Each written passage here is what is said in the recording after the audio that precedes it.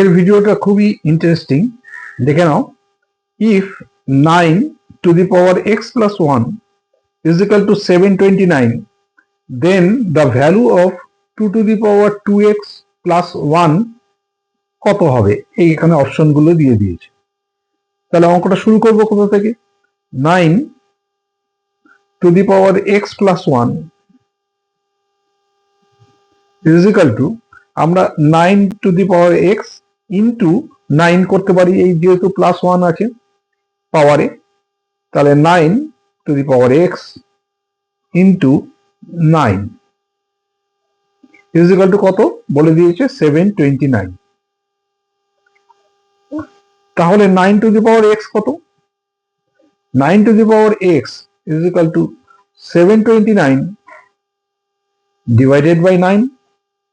তাহলে এটাকে ডিভাইড করলে কত হয়? 81।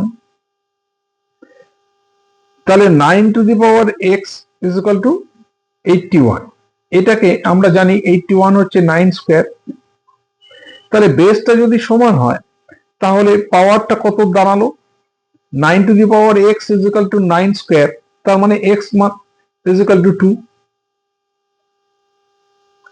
আমাদের এখানে কি বার করতে বলেছে?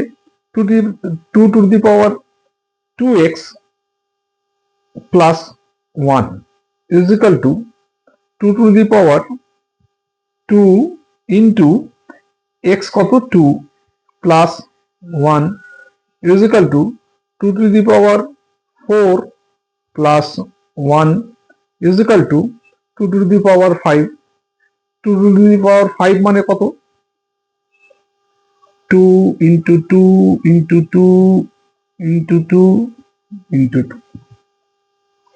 2 দুগুণে 4, 4 দুগুণে 8, 8 দুগুণে 16, 16 দুগুণে 32। তাহলে এই ডিটাই হবে আনসার।